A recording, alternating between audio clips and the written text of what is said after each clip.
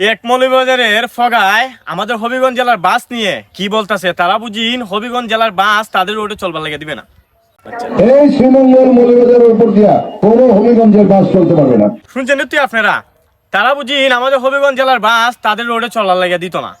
ও ফাঁকার ঘরে ফাঁকা হল, আমরা যদি একটা রেল স্টেশন রেল স্টেশন বৌড়া বাস ফেলাই রেখে দিই, তোরা শ্রীমঙ্গল অচল। আর তোরা যদি মিরপুর যদি আর একটা বড় বাস ফেলাই তোরা সে তো তোরা আর মানে জায়গা হই নাই যাওয়ার, তোরা তো না হাইয়া মরবে। আর তোরা কিতা হইছ যে আমাদের হবিগঞ্জ জেলার অনেকই আছে রিক্সা চালাই গিয়া মৌলভীবাজার শ্রীমঙ্গল।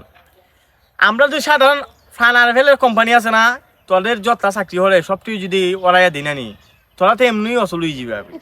তোদের কত ফক আমাদের ফানারিফেল চাকরি হলে তোরা কি জানোস?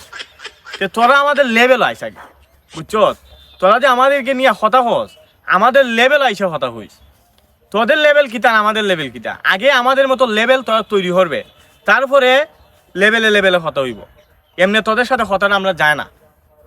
আচ্ছা বেটা বাদ দে যা, ইতা যদি এত চালাক হইতো ইতা কি মুসিরে উপজেলা চেয়ারম্যানের দ্বারা করলেন, ইতা ফগাতে কিন্তু চেয়ারম্যানের উপজেলার মুসিরে দ্বারা করলে বেটা বাদ দে। একদম ঠিক কথা হইছ।